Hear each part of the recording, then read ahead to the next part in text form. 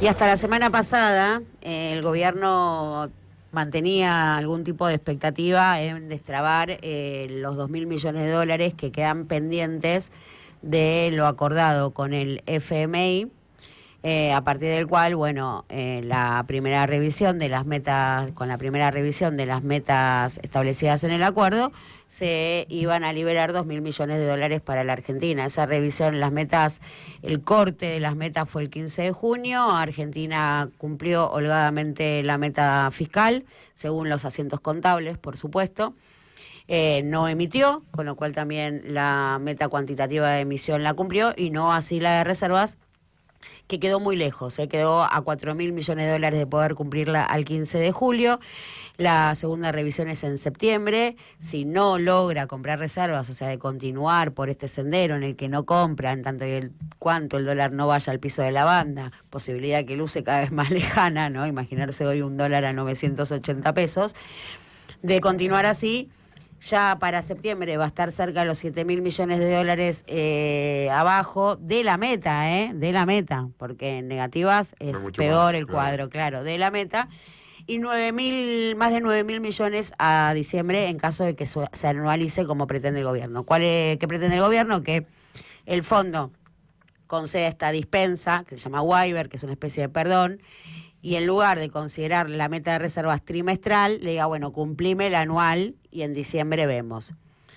Lo que sucede es que entre esta expectativa que tenía el gobierno, en el que el fondo aceptase esto en la reunión que pudiesen tener o en el encuentro que pudiesen tener en el marco de la reunión del G20 que arrancó el lunes en Sudáfrica, la intención era justamente esta, cruzar a Itagopinat, la India del organismo, y destrabar estos 2.000 millones de dólares. La semana pasada, en el medio, el torbellino, ¿no? El incendio cambiario y estas medidas que una vez más vamos a contar que no caen simpáticas al corazón de la economía ortodoxa o a los manuales de la economía ortodoxa. Una clara intervención para contener el tipo de cambio, o sea, una flotación entre bandas que no fue tal, y una implementación, un juego con las tasas de interés totalmente a contramano de lo que venías planteando. Digo, estos giros o estos manotazos que demuestran o denotan la desesperación y la urgencia, por supuesto que son leídos con mucha preocupación en un Fondo Monetario Internacional en el que el caso Argentina genera mucho escozor. Digo, Argentina se llevó puestos varios funcionarios del Fondo Monetario Internacional. De hecho, en los pasillos del cuartel general del fondo se comenta que si quedás pegado a algún documento con la Argentina, terminás en la biblioteca del Fondo Monetario en el mejor de los casos.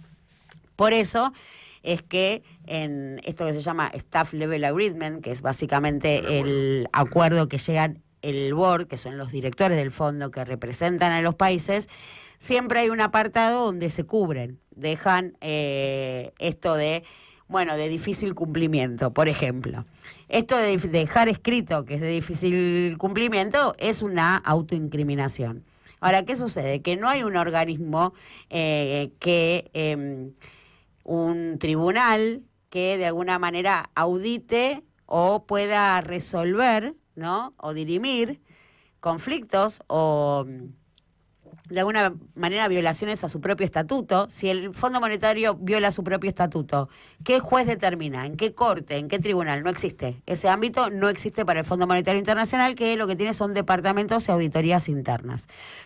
En los diferentes acuerdos que llega la Argentina con el organismo, todas esas auditorías internas reconocen, por lo pronto, errores, equivocaciones, estimaciones o confusiones del organismo en tanto y en cuanto lo que veían o proyectaban que iba a suceder con la Argentina a partir de esos financiamientos. La historia siempre les demostró lo contrario. Por eso muchas veces se lo llama al Fondo Monetario fracasos múltiples internacionales, porque en definitiva siempre la choca. Mucho de eso lo debe explicar esto de tener un manual para todas las economías, ¿no? Es un manual que explica toda la misma, que se aplica como si fuese una receta de una torta, no entendiendo las particularidades, y que esas particularidades tampoco son permanentes en el tiempo. No es la misma restricción externa la que tenemos hoy que la restricción externa contra la que chocó el segundo gobierno de Cristina, que la restricción externa por sustitución de importaciones en lo que fue ese impulso industrializador de la década, podemos situarla en la década. Sí, bueno, la industria en Argentina existe desde mucho antes que 1930, pero nos estamos refiriendo básicamente a la industria, al desarrollo de la industria pesada. Y tampoco, bueno, que esos impulsos industrializadores también tuvieron características muy distintas en cada caso y ante cada gobierno. Pero las heterogeneidades no las contempla este manual que aplica el Fondo Monetario Internacional para todas las economías.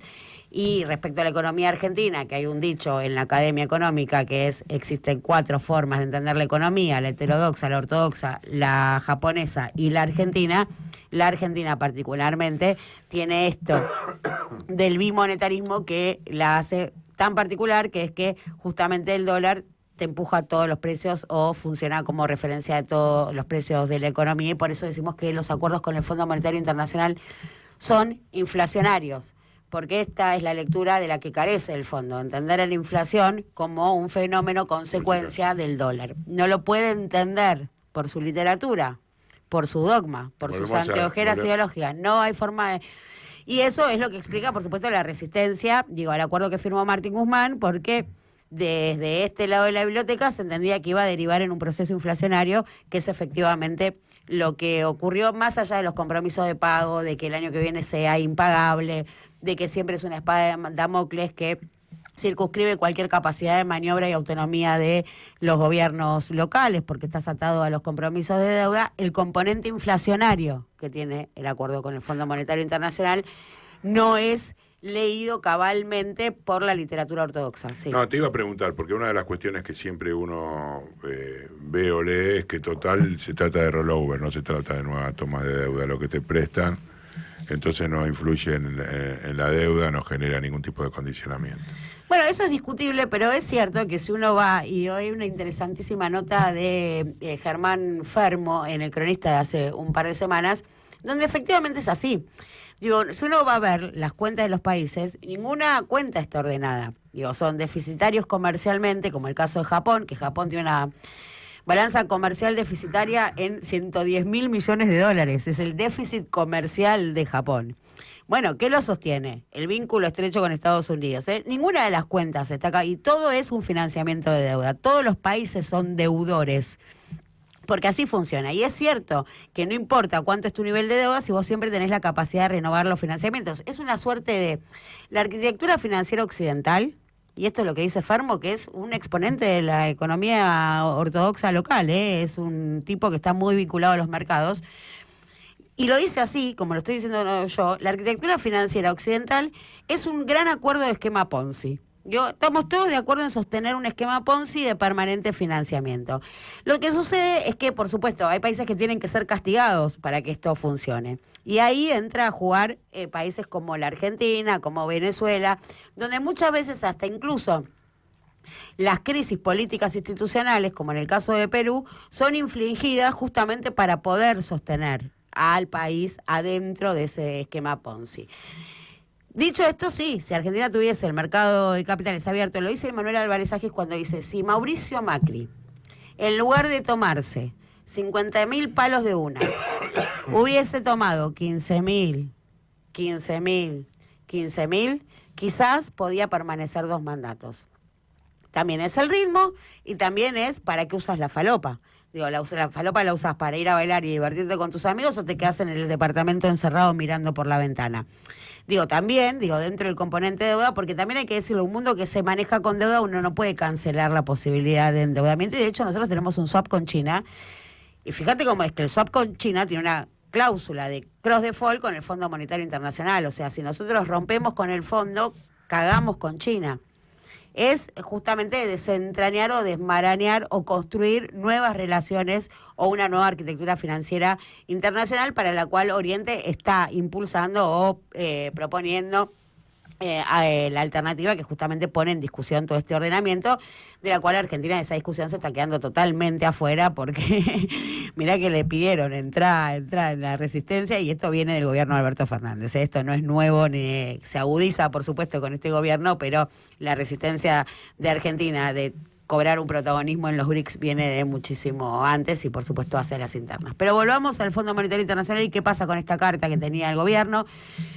Alguna posibilidad de destrabar esos 2.000 palos verdes que se caen, por supuesto, en este contexto y se caen a partir de la sucesión de golpes autoinfligidos que se da el propio equipo económico que hoy desembocan en esto que está completamente incendiado el frente y lo vemos en los 2 manotazos de ahogado, tanto en la licitación improvisada como volver a abrir la ventana de los pasivos remunerados. Con lo cual, eso que se esperaba, que fuese el ministro de Economía, acompañado del presidente del Banco Central, a cruzar a Guita Gopinath en Sudáfrica en el marco del G20, pinchó, va Pablo Quirno. Hay que ver hasta si va Pablo Quirno en este contexto. Contaban que ayer en la calle Reconquista, donde se localiza el Banco Central, ardía Troya, que fue para alquilar bancones, y esto me lo cuentan técnicos del banco, que se escuchaban los gritos. Digo, muy lejos quedó la foto de el equipo de economía festejando el acuerdo con el fondo. ¿Te acordás de la foto donde bailaban? Sí, sí. Sí, igual lo hablamos de Wall Street. El ballet, bueno, muy lejos esa foto de un equipo sonriente, victorioso,